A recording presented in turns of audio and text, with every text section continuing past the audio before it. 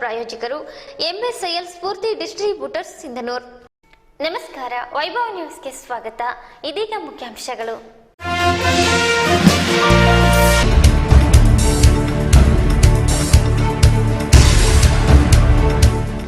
ಶ್ರದ್ಧಾ ಭಕ್ತಿಯಿಂದ ಪವಿತ್ರ ರಂಜಾನ್ ಹಬ್ಬ ಆಚರಣೆ. ಈದ್ಗಾ ಮೈದಾನದಲ್ಲಿ ಮುಸ್ಲಿಂ ಬಾಂಧವರಿಂದ ಸಾಮೂಹಿಕ ಪ್ರಾರ್ಥನೆ.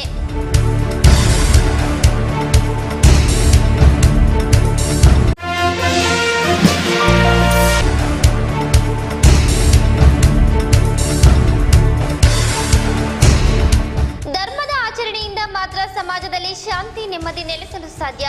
ಸೋಮನಾಥ ಶಿವಾಚಾರ್ಯರು.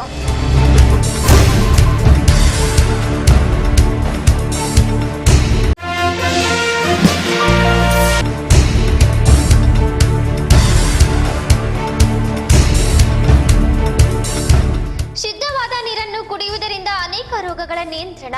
ವೆಂಕಟರಾವ್ ನಾಡಗೌಡ.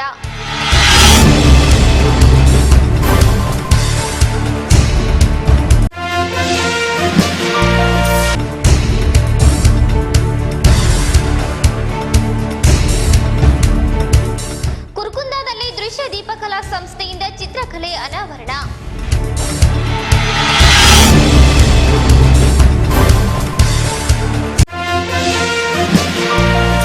ವಾರ್ತೆಗಳ ವಿವರ.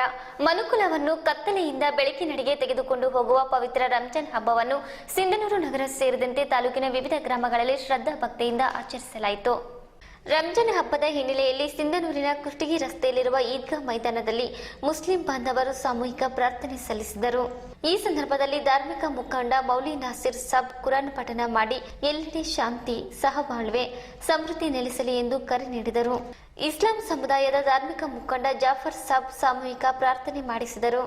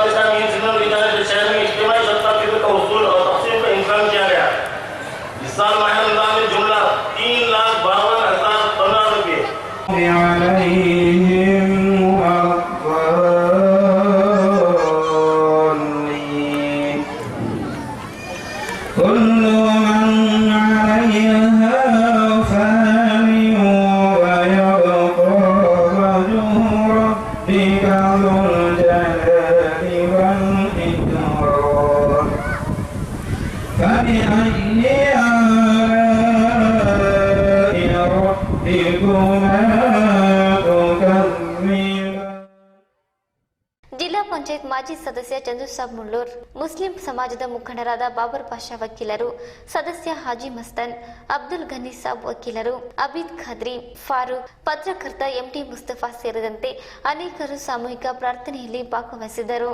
ಸಾಮೂಹಿಕ ಪ್ರಾರ್ಥನೆಯ ನಂತರ ಮುಸ್ಲಿಂ ಬಂಧುಗಳು ಒಬ್ಬರಿಗೊಬ್ಬರು ತಬ್ಬಿಕೊಂಡು ಶುಭಾಶಯ ವಿನಿಮಯ ಮಾಡಿಕೊಂಡರು.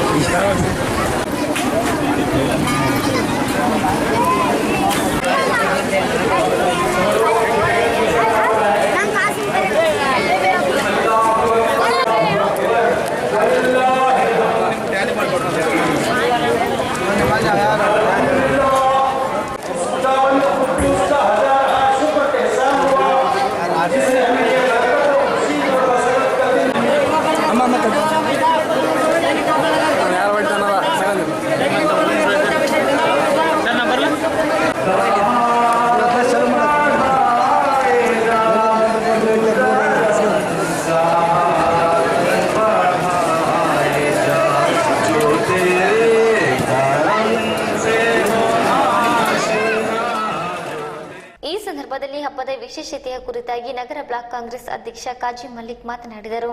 ರಂಜಾನ್ ಹಬ್ಬದ ಶುಭಾಶಯಗಳು. ಸಿಂಧನೂರು ತಾಲೂಕಿನ ಸಮಸ್ತ ನಾಗರಿಕರಿಗೆ ರಂಜಾನ್ ಹಬ್ಬದ ಶುಭಾಶಯಗಳು.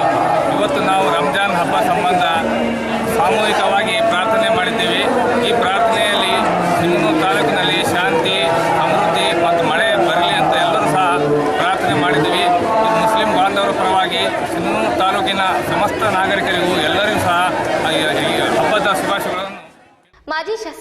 ವೆಂಕಟರಾವ್ ನಾಡಗೌಡ, ಆರ್ಡಿಸಿಸಿ ಬ್ಯಾಂಕ್ ಅಧ್ಯಕ್ಷ ಪಂಪನಗೌಡ ಬಾದರ್ಲಿ, ಕೆಪಿಸಿಸಿ ಹಿಂದುಳಿದ ವರ್ಗದ ರಾಜ್ಯ ಉಪಾಧ್ಯಕ್ಷ ಕೆ ಕರಿಯಪ್ಪ, ಪಿಕಾರ್ಡ್ ಬ್ಯಾಂಕ್ ಅಧ್ಯಕ್ಷ ಎಂ ದೊಡ್ಡಬಸವರಾಜ್, ಜಿಲ್ಲಾ ಪಂಚಾಯತ್ ಸ್ಥಾಯಿ ಸಮಿತಿ ಅಧ್ಯಕ್ಷ ಎನ್ ಶಿವನಗೌಡ ಗೊರೆಬಾಳ್, ಸದಸ್ಯ ಬಾಬುಗೌಡ ಬಾದರ್ಲಿ, ಯೂತ್ ಕಾಂಗ್ರೆಸ್ ರಾಜ್ಯಾಧ್ಯಕ್ಷ ಬಸನಗೌಡ ಬಾದರ್ಲಿ, ನಗರಸಭಾ ಸದಸ್ಯ ಪ್ರಭುರಾಜ್ ಕರ್ಪೂರಮಠ, ಟಿಎಪಿಸಿಎಂಎಸ್ನ ನಿರ್ದೇಶಕ ಸಂಜಯ್ ಪಾಟೀಲ್, ಮುಖಂಡರಾದ ವೀರೇಶ್ ಹಟ್ಟಿ, ಶಿವು ಗುಂಜಳ್ಳಿ, ಗಂಗಣ್ಣ ಡಿಶ್, ಟಿ ಸುಬ್ಬಾರಾವ್, ಶಶಿದಾನಿ, ಸುರೇಶ್ ಜಾಧವ್, ಸುರೇಶ್ ಸೇರಿದಂತೆ ಅನೇಕರು ಭಾಗವಹಿಸಿ ಶುಭ ಕೋರಿದರು.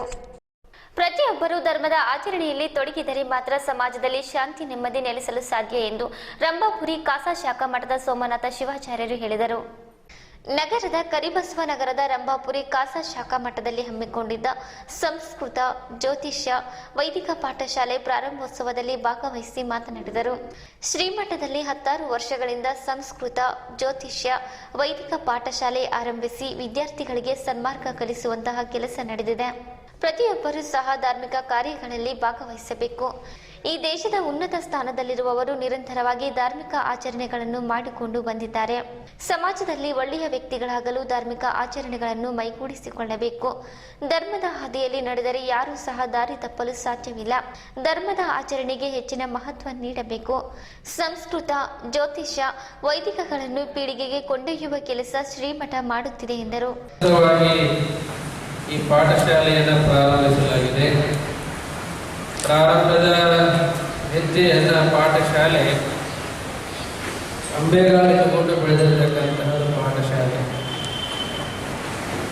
ಎಷ್ಟು ವಿದ್ಯಾರ್ಥಿಗಳು ಕಲಿತರನ್ನುವುದಕ್ಕಿಂತ ಇದ್ದಂತಹ 4 ವಿದ್ಯಾರ್ಥಿಗಳು ಏನು ಕಲಿತರಂತಕ್ಕಂತಹದ್ದು ಬಹಳ ಮುಖ್ಯ.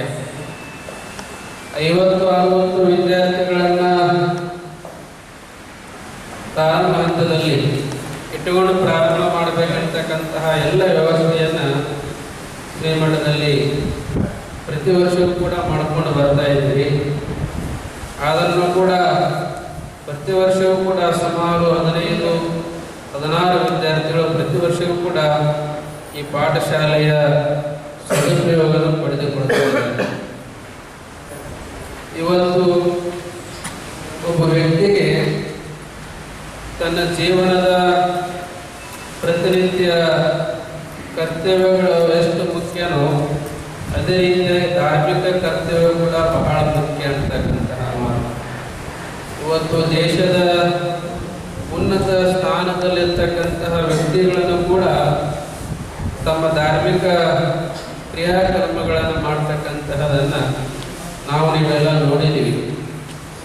ಒಬ್ಬ ಒಳ್ಳೆಯ ವ್ಯಕ್ತಿ ಸಮಾಜಕ್ಕೆ ನಾವು ಏನಾದರೂ ಆಗಬೇಕಾದ್ರೆ ಧಾರ್ಮಿಕತೆಯ ಕ್ರಿಯೆ ಮತ್ತು ಆಚರಣೆ ಮುಖಾಂತರ ಒಬ್ಬ ಒಳ್ಳೆಯ ವ್ಯಕ್ತಿ ಆಗ್ಲಿಕ್ಕೆ ಸಾಧ್ಯ ಅಂತಕ್ಕಂತಹ ಮಾತು. ಯಾವ ವ್ಯಕ್ತಿ ಧರ್ಮಾಚರಣೆಯಲ್ಲಿ ಇರ್ತಾನೋ ಆ ವ್ಯಕ್ತಿ ಯಾವಾಗ ಕೂಡ ದಾರಿ ತಪ್ಪಿ ಹೋಗ್ಲಿಕ್ಕೆ ಸಾಧ್ಯ ಇಲ್ಲ. ಅದಕ್ಕಾಗಿ ನಾವು ಪ್ರತಿನಿತ್ಯವೂ ಕೂಡ ನಮ್ಮ ದಿನದ 24 ಗಂಟೆಯಲ್ಲಿ ಸ್ವಲ್ಪ ಸಮಯ ನಮ್ಮ ಧರ್ಮದ ಆಚರಣೆಗಳಿಗೆ ನಾವು ಹೆಚ್ಚಿನ ಮಹತ್ವವನ್ನು ಸಮಯವನ್ನು ಕೊಡಬೇಕಾಗಿರ್ತಕ್ಕಂಥದ್ದು.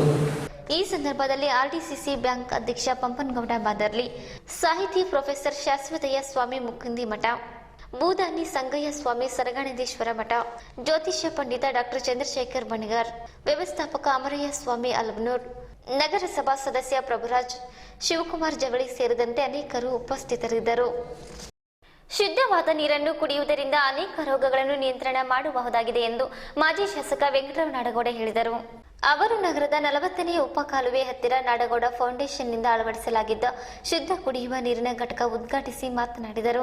ನಾಡಗೌಡ ಫೌಂಡೇಶನ್ ವತಿಯಿಂದ ನಗರದಲ್ಲಿ ಈಗಾಗಲೇ 8 ಶುದ್ಧ ಕುಡಿಯುವ ನೀರಿನ ಘಟಕಗಳನ್ನು ಅಳವಡಿಸಿ ಜನತೆಗೆ ಶುದ್ಧ ಕುಡಿಯುವ ನೀರು ಕೊಡುವ ಪ್ರಯತ್ನಗಳನ್ನು ಮಾಡುತ್ತಿರುವ ಯುವಕರ ಕಾರ್ಯ ಶ್ಲಾಘನೀಯ. ಕೇವಲ 6 ರೂಪಾಯಿಗಳಿಗೆ 20 ಲೀಟರ್ ಶುದ್ಧ ಕುಡಿಯುವ ನೀರು ಕೊಡಲಾಗುತ್ತಿದೆ. ಇಲ್ಲಿ ಮಾತ್ರ 8 ರೂಪಾಯಿಗಳಿಗೆ 20 ಲೀಟರ್ ನೀಡಲಾಗುತ್ತಿದೆ. ಶುದ್ಧ ಕುಡಿಯುವ ನೀರಿನ ಬಗ್ಗೆ ಸಾರ್ವಜನಿಕರಲ್ಲೂ ಜಾಗೃತಿ ಮೂಡಿದೆ. ಇದರ ಸದುಪಯೋಗ ಮಾಡಿಕೊಳ್ಳಬೇಕೆಂದು ಸಲಹೆ ನೀಡಿದರು. ನಗರದಲ್ಲಿ ಶುದ್ಧ ಕುಡಿಯುವ ನೀರಿನ ಘಟಕವನ್ನು ನಮ್ಮ ನಾಡಗೌಡ ಫೌಂಡೇಶನ್ನಿಂದ ಉದ್ಘಾಟನೆ ಮಾಡಿದ್ದೀವಿ. ಇದು 8ನೆಯ ಘಟಕ. 8 ಘಟಕಗಳು ಈಗ ಕಾರ್ಯನಿರ್ವಹಿಸ್ತಾ ಇದ್ದಾವೆ. ಇವತ್ತು 8ನೇ ಘಟಕವನ್ನು ನಾವು ಪ್ರಾರಂಭ ಮಾಡಿದ್ದೀವಿ. ಬೇರೆ ಕಡೆ 6 ರೂಪಾಯಿಗೆ ಕೊಡ್ತೀವಿ, ಇಲ್ಲಿ 8 ರೂಪಾಯಿಗೆ ಕೊಡೋದು ಉದ್ದೇಶ ಇಷ್ಟೇ. ಇಲ್ಲಿ ನೀರಿನ ಲಭ್ಯತೆ ಇಲ್ಲ, ಹಾಗಾಗಿ ಟ್ಯಾಂಕರ್ ಮೂಲಕ ನೀರು ತಂದು ಹಾಕಿ ಆ ನೀರನ್ನು ಶುದ್ಧೀಕರಣ ಮಾಡ್ತಾ ಇರೋದರಿಂದ 1-2 ರೂಪಾಯಿ ಹೆಚ್ಚಿಗೆ ವೆಚ್ಚ ಬರ್ತದೆ ಅನ್ನೋ ದೃಷ್ಟಿಯಿಂದ ಹೆಚ್ಚು ಮಾಡಿದ್ದು ಬಿಟ್ಟರೆ ಬೇರೆ ಏನಿಲ್ಲ. ಹಾಗಾಗಿ ಇವತ್ತು ಸಿಂಧನೂರು ನಗರದಲ್ಲಿ ಶುದ್ಧವಾದ ಕುಡಿಯುವ ನೀರು ಜನರಿಗೆ ಸಿಗಬೇಕು. ಬೇಸಿಗೆಯಲ್ಲಿ ತೊಂದರೆ ಇದೆ, ಬೇಸಿಗೆ ಮುಗಿದಿದ್ದರೂ ಕೂಡ ಶುದ್ಧ ಕುಡಿಯುವ ನೀರನ್ನು ಉಪಯೋಗಿಸುವುದರಿಂದ ರೋಗ ರುಜಿನಗಳು ಬರೋದಿಲ್ಲ. ನೀರಿನಿಂದನೇ ಬಹುತೇಕ ಎಲ್ಲ ಕಾಯಿಲೆಗಳು ಕಲ್ಮಶ ನೀರನ್ನು ಉಪಯೋಗ ಮಾಡೋದರಿಂದ ಬರ್ತವೆ. ಶುದ್ಧ ನೀರನ್ನು ಕುಡಿಯೋದರಿಂದ ಡಾಕ್ಟರ್ ಬಳಿ ಹೋಗುವ ಅವಕಾಶ ಕಡಿಮೆ ಆಗ್ತದೆ. ಆ ನಿಟ್ಟಿನಲ್ಲಿ ಇವತ್ತು ಜನ ಜಾಗೃತರಾಗಿದ್ದಾರೆ. ಎಲ್ಲ ಕಡೆ ಕೂಡ ಕುಡಿಯುವ ನೀರನ್ನು, ಶುದ್ಧವಾದ ನೀರನ್ನೇ ಬಳಸ್ತಕ್ಕಂಥದ್ದನ್ನು ನಾವು ಗಮನಿಸ್ತಾ ಇದ್ದೀವಿ. ಈಗ ಮೊದಲ ಘಟಕವನ್ನು ನಾವು ನಮ್ಮ ಕಾಲನಿಯಲ್ಲಿ ಪ್ರಾರಂಭ ಮಾಡಿದ್ವಿ. ಆವತ್ತು ಸಿಂಧೂರಿನ ಪ್ರಥಮ ಘಟಕ ಅದು. ಆವತ್ತು ರಾತ್ರಿ 1 ಗಂಟೆವರೆಗೂ ಬಂದು ಕ್ಯೂ ನಿಂತು ನೀರು ಒಯ್ತಾ ಇರೋದನ್ನು ಗಮನಿಸಿ ಮತ್ತು ಬೇರೆ ಬೇರೆ ಭಾಗಗಳಲ್ಲಿ ಈಗ ಪ್ರಾರಂಭ ಮಾಡಿದ್ದೀವಿ. ಹಾಗಾಗಿ ಅಲ್ಲಿ ಒತ್ತಡ ಕಡಿಮೆ ಆಗಿದೆ. ಇದರ ಉಪಯೋಗವನ್ನು ಸಾರ್ವಜನಿಕರು ಮಾಡ್ಕೋಬೇಕು ಅಂತಕ್ಕಂಥ ಮನವಿಯನ್ನು ತಮ್ಮ ಮೂಲಕ ಮಾಡಿ.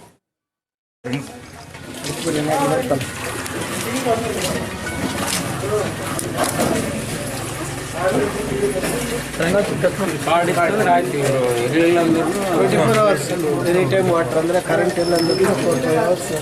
ಕರೆಂಟ್ ಇಲ್ಲ ಅಂದ್ರೆ ATM ಇದ್ದಂಗೆ. ಕರೆಂಟ್ ಇಲ್ಲ ಅಂದ್ರೆ 4 hours 5 hours. ಈ ಕಡೆ ಅಧ್ಯಕ್ಷ ಬಿಡು.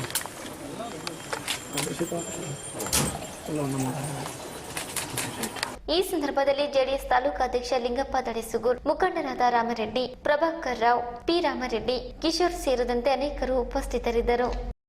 ಈಗ ಚಿಕ್ಕದೊಂದು ವಿರಾಮ.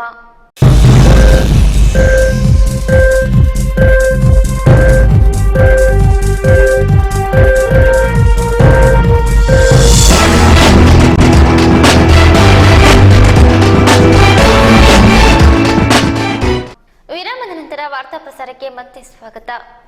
ಚಿತ್ರಕಲೆ ಮಕ್ಕಳ ಹೃದಯಗಳಲ್ಲಿ ಅಡಗಿರುವ ಸುಪ್ತ ಪ್ರತಿಭೆಗೆ ಜೀವಂತಿಕೆ ನೀಡುತ್ತದೆ.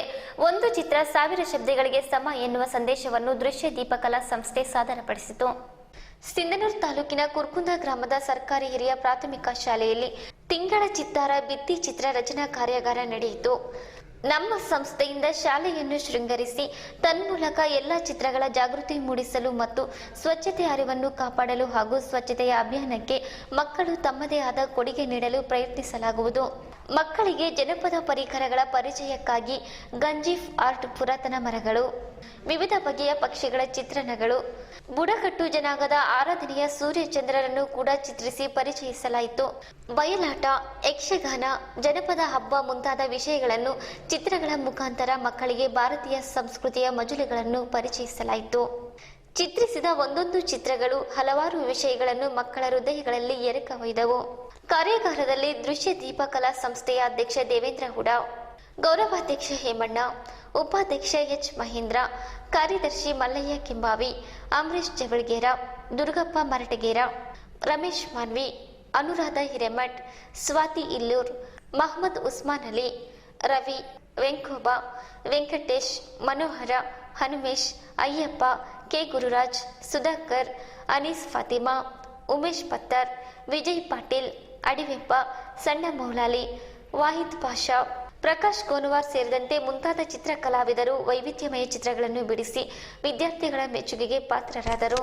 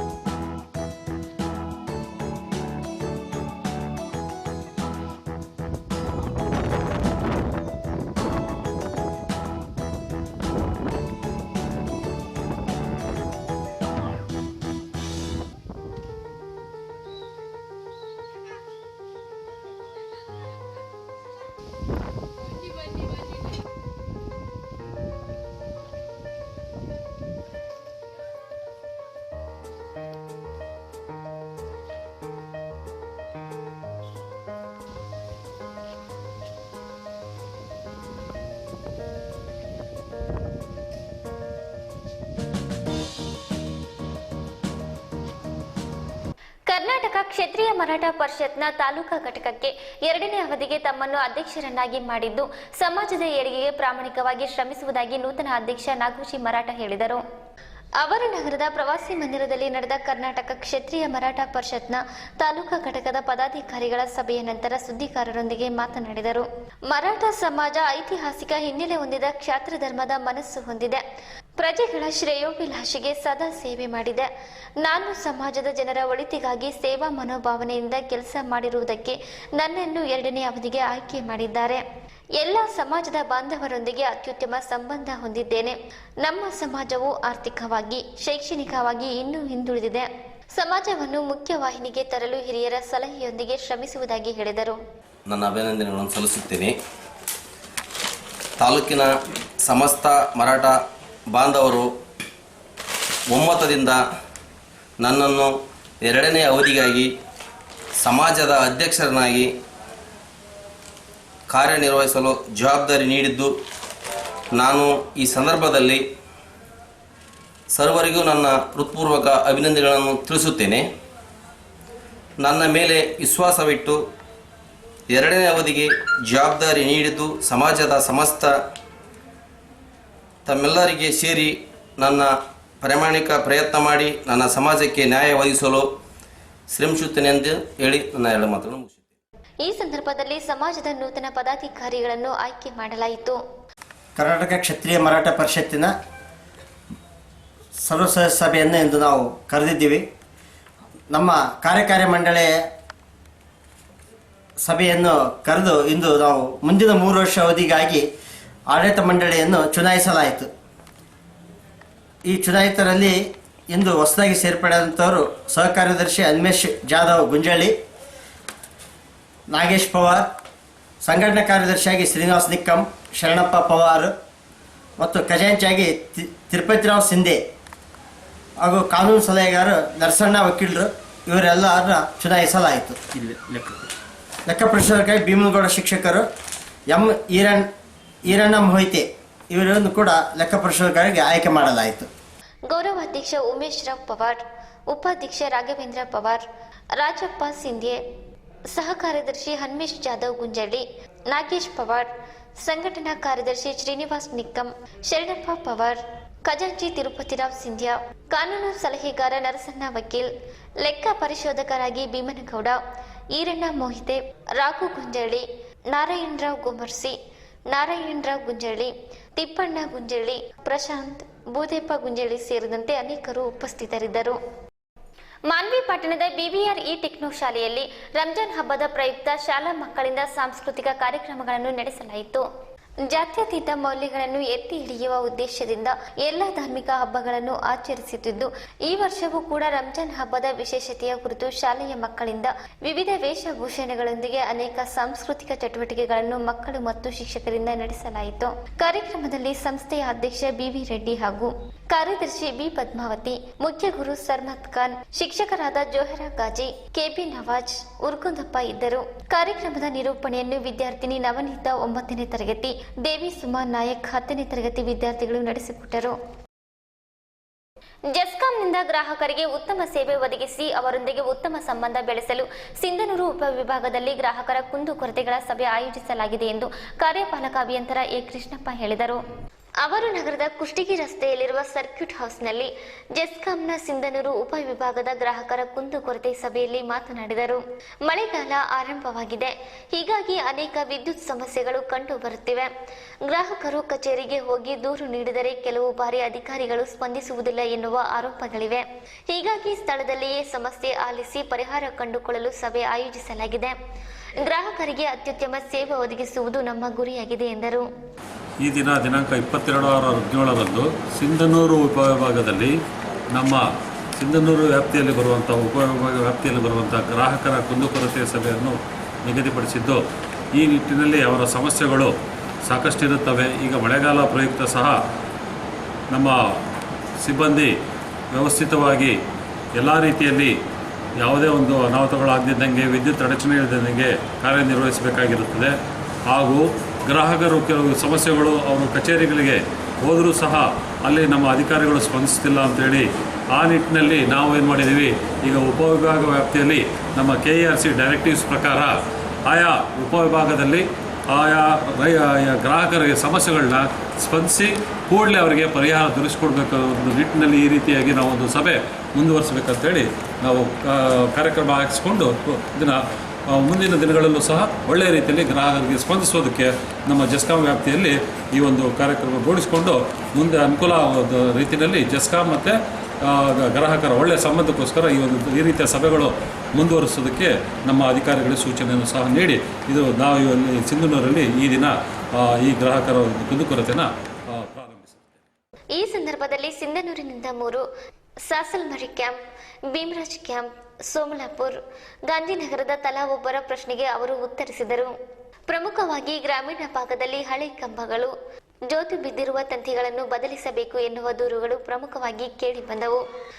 ಸಮನ್ವಯ ಕೊರತೆಯಿಂದಾಗಿ ಬಹಳ ಹೌದು ಸರ್, ನಗರ ಆಮೇಲೆ ನಗರ ಇನ್ನೊಂದು ಸಮಸ್ಯೆ ಸರ್, ಮಳೆ ಬಂದರೆ ಸಾಕು ತಕ್ಷಣವೇ ಪವರ್ ಹೋಗ್ತದೆ ನಮ್ಮ ಸಿಂಧೂರಲ್ಲಿ.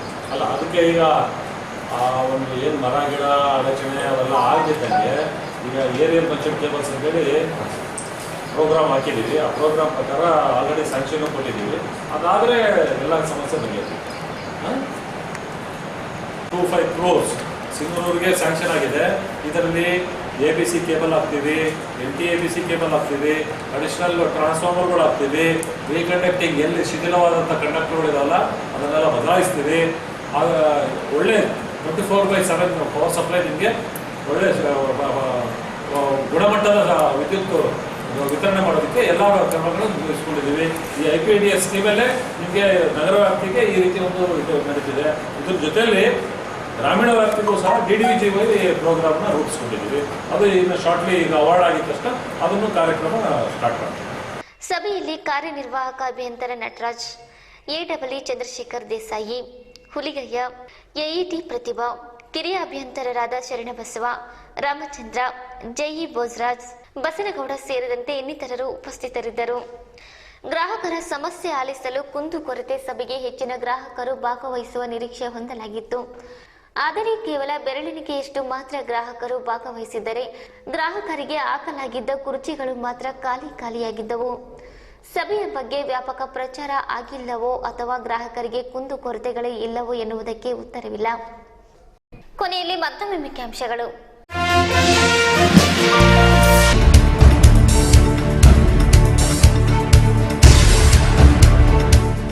ಶ್ರದ್ಧಾ ಭಕ್ತಿಯಿಂದ ಪವಿತ್ರ ರಂಜಾನ್ ಹಬ್ಬ ಆಚರಣೆ. ಈದ್ಗಾ ಮೈದಾನದಲ್ಲಿ ಮುಸ್ಲಿಂ ಬಾಂಧವರಿಂದ ಸಾಮೂಹಿಕ ಪ್ರಾರ್ಥನೆ.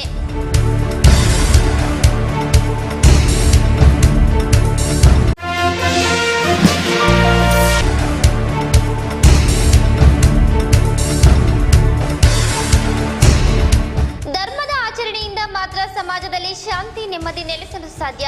ಸೋಮನಾಥ ಶಿವಾಚಾರ್ಯರು.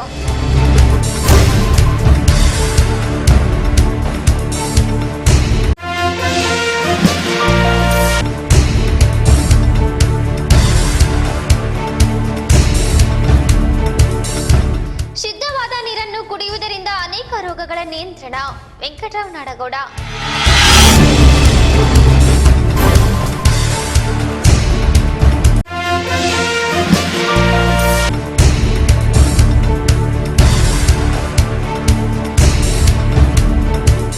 ಕುರ್ಕುಂದಾದಲ್ಲಿ ದೃಶ್ಯ ದೀಪಕಲಾ ಸಂಸ್ಥೆಯಿಂದ ಚಿತ್ರಕಲೆ ಅನಾವರಣ.